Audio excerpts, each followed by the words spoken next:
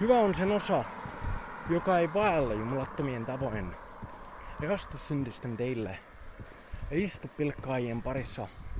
Ja löytää illansa herranlaista. Tutki sitä päivän ja öön. Hän on kuin puu. Vettä määrällä istutettu. Se antaa hedelmänä ajallaan. Eivätkä sen lehdet lakastu. Hän menestyy kaikissa toimissaan. Niin ei käy jumalattomien. He ovat kuin akanat, joita tuule ajaa. Väärintekijät saavat kerran tuomionsa. Syntisillä ei ole sijaa, vaan hurskaiden joukossa. Herra ohjaa omiensa tietä, ja jumalattomien tie päättyy tuhoon.